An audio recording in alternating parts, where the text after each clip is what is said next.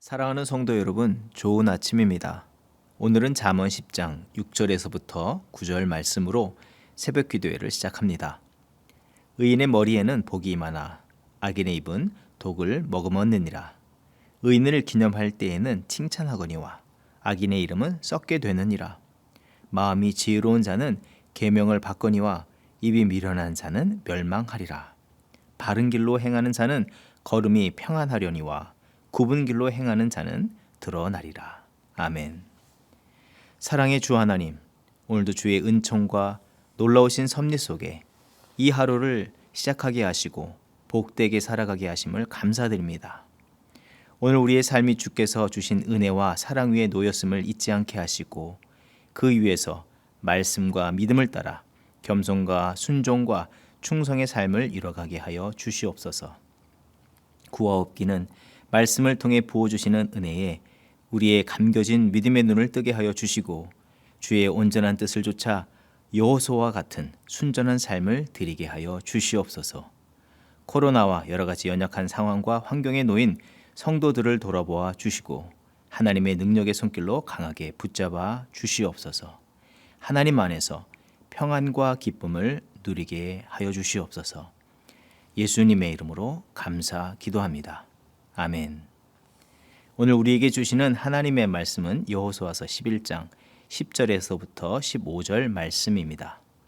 하솔은 본래 그 모든 나라의 머리였더니 그때에 여호수아가 돌아와서 하솔을 취하고 그 왕을 칼날로 쳐 죽이고 그 가운데 모든 사람을 칼날로 쳐서 진멸하여 호흡이 있는 자는 하나도 남기지 아니하였고 또 하솔을 불로 살랐고 여호수아가 그 왕들의 모든 성읍과 그 모든 왕을 붙잡아 칼날로 쳐서 진멸하여 바쳤으니 여호와의 종 모세가 명령한 것과 같이 하였으되 여호수아가 하솔만 불살랐고 산 위에 세운 성읍들은 이스라엘이 불사르지 아니하였으며 이 성읍들의 모든 재물과 가축은 이스라엘 자손들이 탈취하고 모든 사람은 칼날로 쳐서 멸하여 호흡이 있는 자는 하나도 남기지 아니하였으니 여호와께서 그의 종 모세에게 명령하신 것을 모세는 여호수아에게 명령하였고 여호수아는 그대로 행하여 여호와께서 모세에게 명하신 모든 것을 하나도 행하지 아니한 것이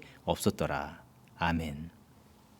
우리는 계속해서 이스라엘 백성들이 하나님께서 약속하신 땅을 취하는 전쟁을 계속 묵상하고 있습니다.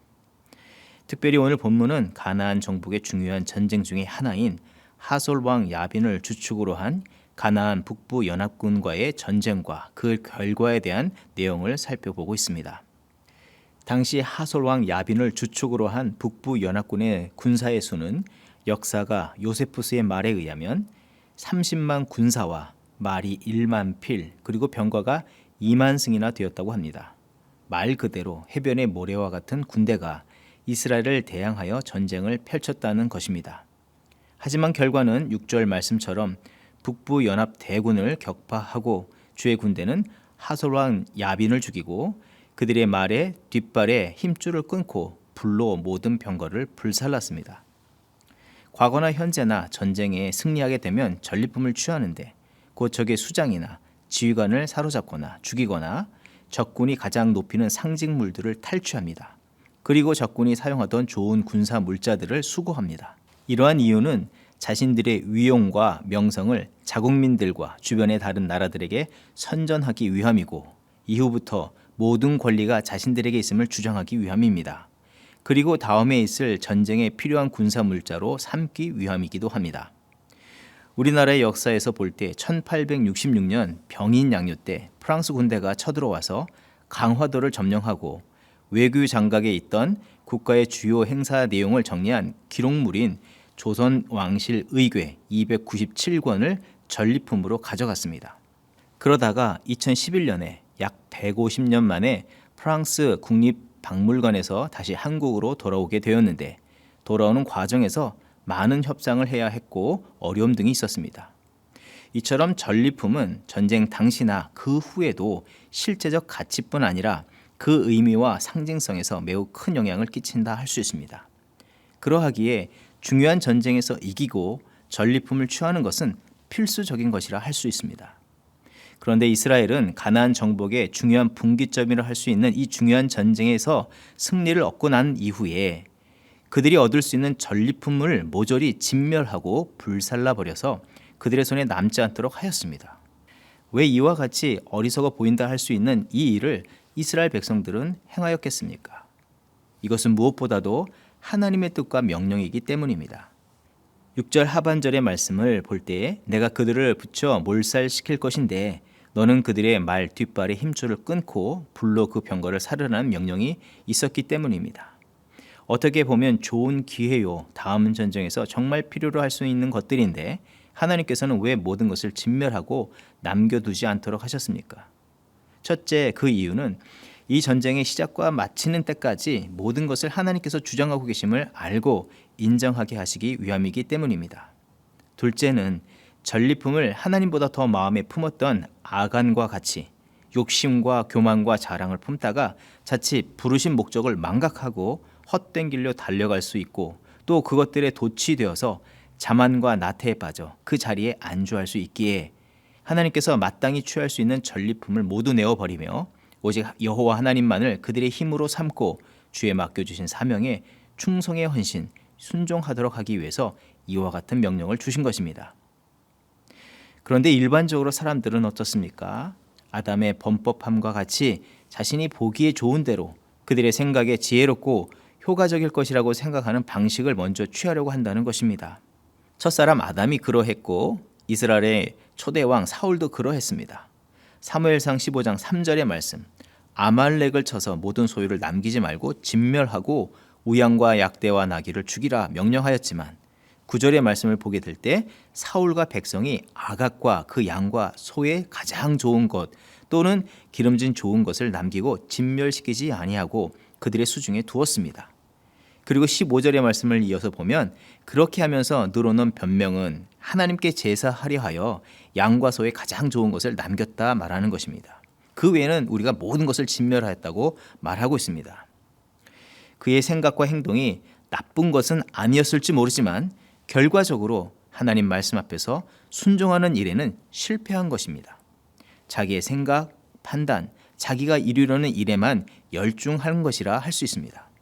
그런데 이런 연약함이라는 것은 그들만의 문제가 아니라 우리도 동일한 연약함이 있다는 것을 인정하지 않을 수 없는 것입니다. 사랑하는 성도 여러분, 영적 삶의 실패는 커다란 잘못을 범해서 실패하기보다 하나님 말씀에 완전한 순종을 하지 않고 그보다 자기가 계산해 보기에 유익이라 여기는 바를 따라 그 생각들을 앞세우고 비슷한 생각, 마음을 가진 사람들과 힘을 합쳐 그 일들을 이루려 하다가 큰 실패가 일어남을 우리는 항상 주의해야 하는 것입니다.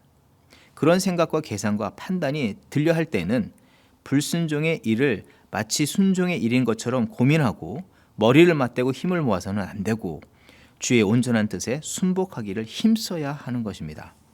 생각해 보십시오.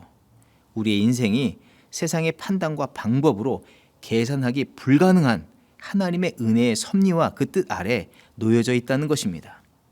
그 앞에서 우리가 보기 좋고 합당하다 여기며 계산하고 판단한다는 그 자체가 어리석은 것이 아니겠습니까? 그 순간에 우리 계획이 과감하게 실패할지라도 하나님의 뜻에 완전한 순종에 이 성공을 이루시는 저와 여러분의 삶이 되기를 소망합니다. 그러하지 않음은 곧 하나님의 역사에 커다란 걸림돌이 될 수 있고 그 역사를 정면으로 대적하는 자가 되는 것임을 우리는 알아야 하는 것입니다. 사울 왕의 불순종에 대한 하나님의 응답은 어떠하였습니까? 사무엘상 15장 23절 이하의 말씀을 보게 되면 거역하는 것은 점을 치는 죄와 같고 고집을 부리는 것은 우상을 섬기는 죄와 같습니다. 임금님이 주님의 말씀을 버렸기 때문에 주님께서도 임금님을 버려 왕이 되지 못하게 하셨습니다. 그런데도 사울은 이 징계 앞에서도 끝까지 어떻게 반응하였습니까? 사무엘상 15장 30절의 말씀, 사울이 간청하였다. 내가 죄를 지었습니다. 그러나 나의 백성 이스라엘과 백성의 장로들 앞에서 제발 나의 체면을 세워주시기 바랍니다. 사람들 앞에서 자기의 위상, 체면이 깎이는 것을 가장 두려워하고 그것에만 신경을 썼습니다. 이스라엘 백성이나 우리 각 사람들의 삶에서 중요한 분기점, 그 시점에서 중요하게 여겨야 할 것은 세상에서 자신이 어떻게 보일지에 대한 관심이나 어찌하든지 자기 위상을 높이는 것이거나 앞으로의 일을 훌륭히 이뤄가기 위해서 필요한 이 전리품과 같은 것을, 이 만족거리를 챙기는 것이 아니라 이 구원과 생명, 평화와 안식, 은혜의 역사를 성취하기 위해서 하나님께서 주의 백성들에게 절대적으로 요구하시는 겸손과 순종의 마음을 더욱더 챙겨야 할 것을 말씀해 주시고 계십니다. 전리품을 수습하기보다 모두 진멸하라는 하나님의 말씀 앞에서 여호수아는 어떻게 하였습니까? 여호수아서 11장 9절 이하의 말씀을 보게 되면 여호와께서 자기에게 명령하신 대로 행하여 그들의 말 뒷발의 힘줄을 끊고 그들의 병거를 불로 살랐더라. 여호수아가 돌아와서 하소를 취하고 그 왕을 칼날로 쳐 죽이고 불살라 하나도 남기지 않았다 기록하고 있습니다. 왜 여호수아가 전리품을 취하는 것이 큰 유익이 될 것을 모르겠습니까? 그만한 판단과 결정권이 분명히 그에게 있었습니다. 그러나 백성들이 바라는 바를 쫓아 지도력을 사용하는 것이 아니라 여호수아는 오직 하나님의 말씀에 순종했습니다. 그것이 어떤 것보다도 선하고 완전하다는 것을 믿었기 때문입니다. 그런 태도는 하나님의 뜻과 계획 아래 자신을 놓아두었다는 결단이기도 합니다.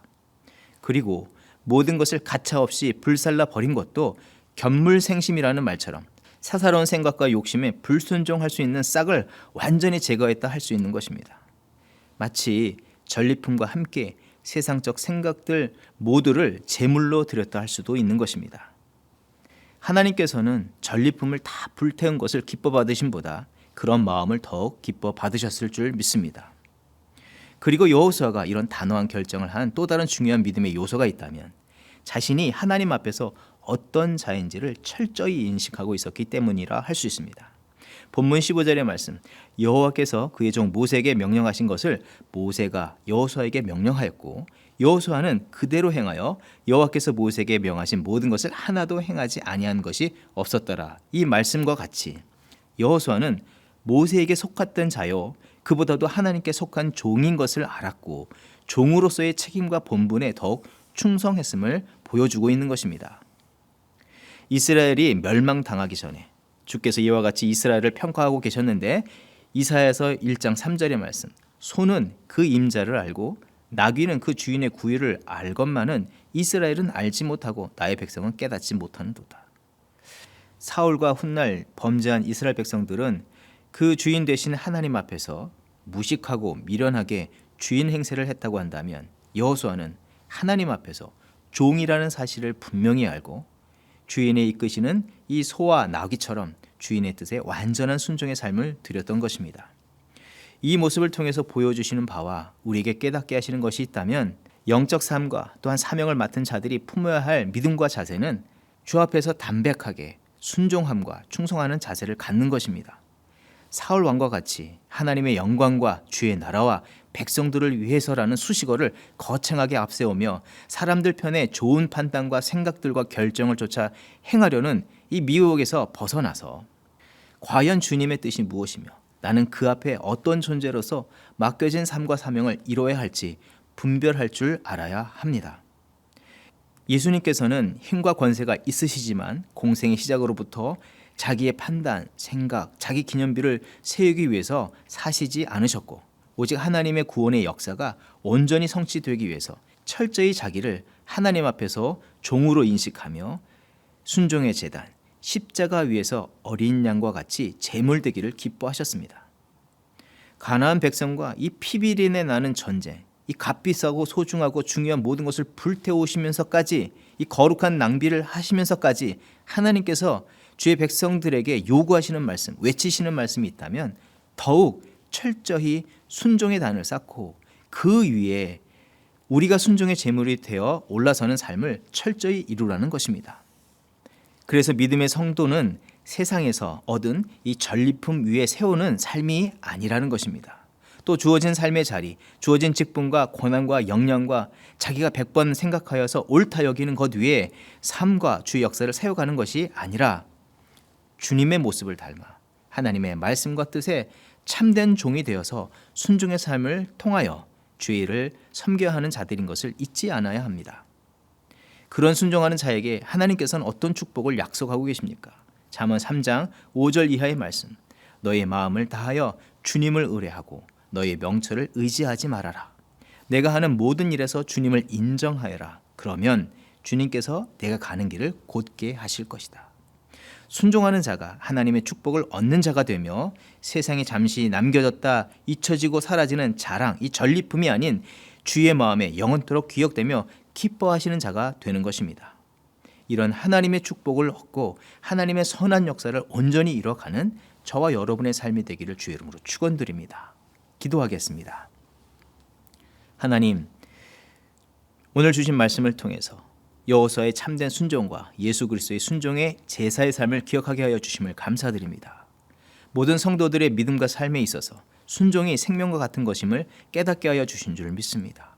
하지만 그동안 우리의 삶 속에서 주의 말씀에 순종하기보다 우리 눈에 좋아 보이는 대로 또 남들이 보기에 그럴듯한 생각과 계획에 따라 살면서 주를 섬기고 주에 맡겨진 일들을 감당하려 했던 매우 어리석고도 믿음 없는 태도들이 있었음을 고백하며 주 앞에 이 시간 회개하오니 용서하여 주시옵소서. 오늘 우리 각 사람과 교회 모두 결점이 없으신 완전하신 하나님과 그의 거룩한 뜻 앞에 우리가 서 있음을 기억하게 하시고 여호수아와 예수 그리스도와 같이 오직 겸손과 순종의 제물로서의 삶을 주께 내어드리는 저희 모두가 되게 하여 주시옵소서. 먼저 가정에 세우신 부모에게 그리고 교회 영적 지도자들 위해 말씀 앞에 자기 부인의 믿음이 있게 하여 주시고 참된 하나님의 뜻을 묻는 기도의 순종을 이루게 하여 주시고 영적 질서를 따라서 주의 맡겨주신 삶의 자리, 사명을 온전히 감당하게 하여 주시옵소서.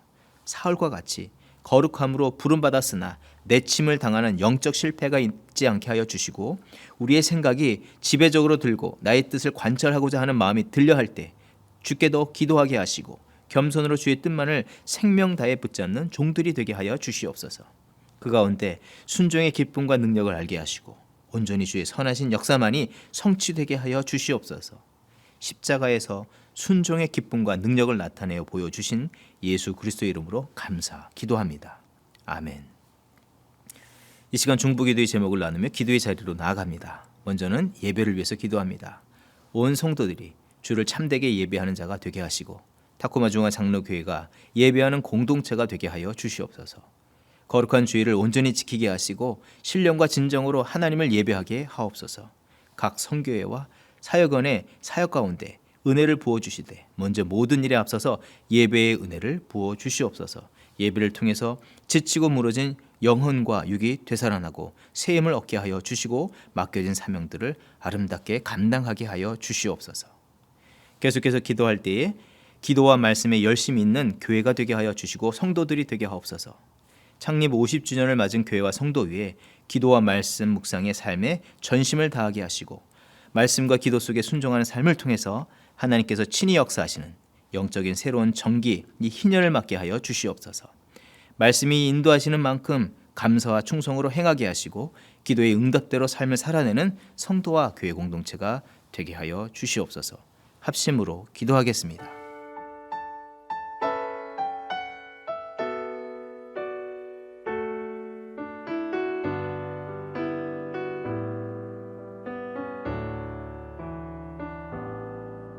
주 선한 능력으로 안으시네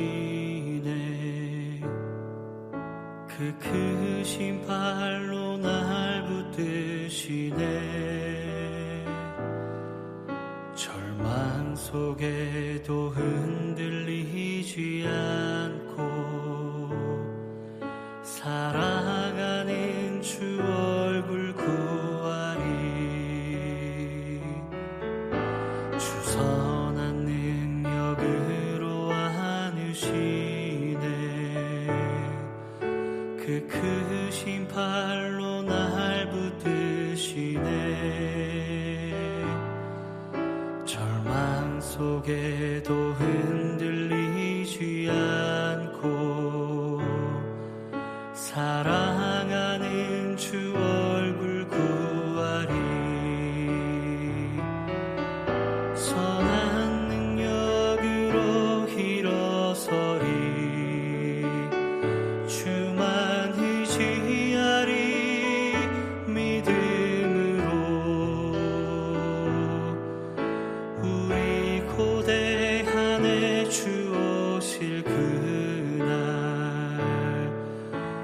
영광의 새날을 맞이하리. 이전의 괴로움 날에 워싸고 고난의 길을 걷는다 해도 주님께 모두 맡긴 우리 영혼 끝내 승리의 날을 맞으리. 선한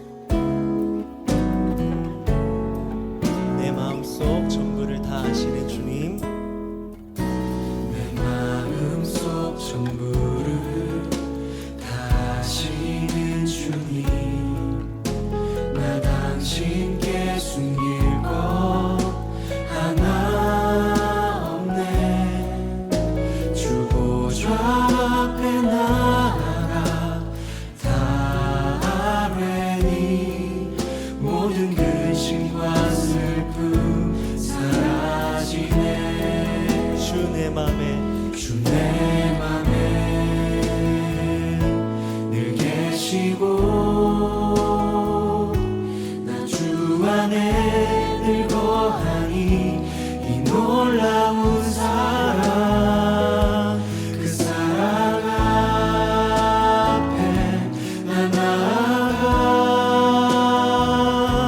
목소리 높여 찬양 드리네.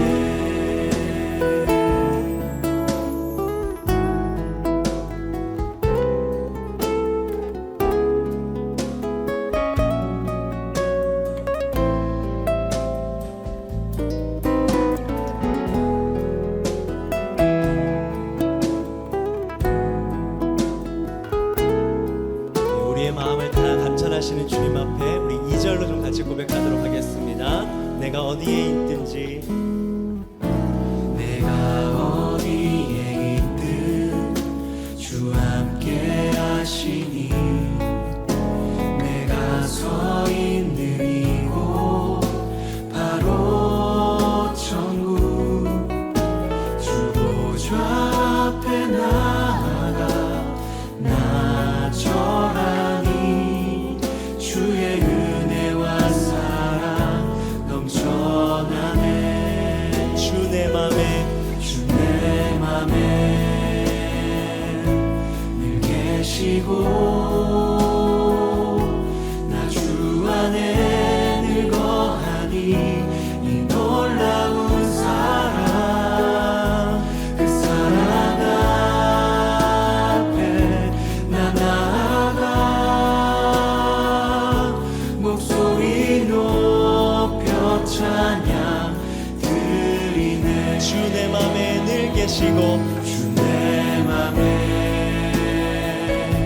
늘 계시고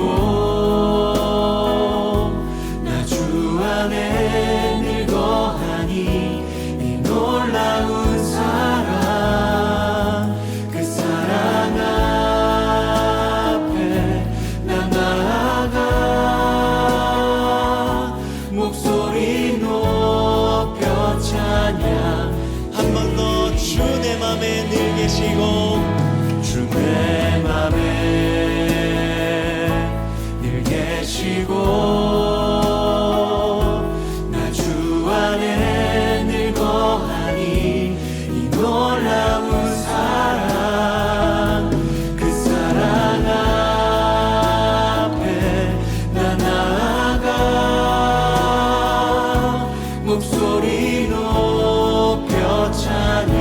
한 번 더 고백하겠습니다. 주 내 맘에 늘 계시고 주 내 맘에 늘 계시고 나 주 안에 늘 거하니 이 놀라운 사랑 그 사랑 앞에 나 나아가 목소리 높여 찬양. 한 번 더 주 내 맘에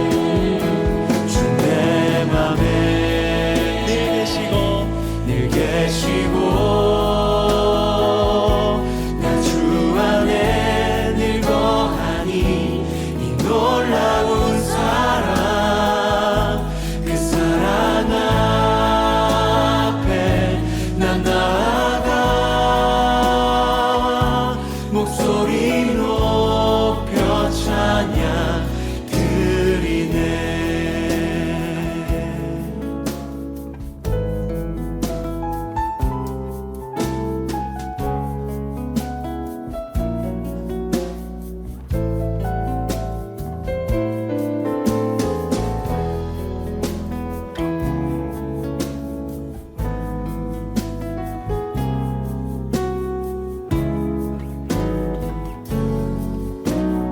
같이 고백하겠습니다. 주 내 맘에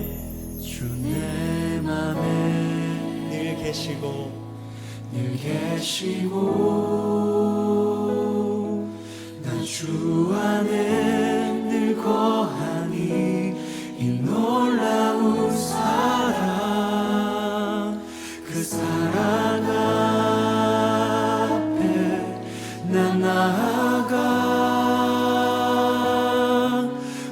소리 높여 찬양 드리는 그 은혜의 보좌 앞에 주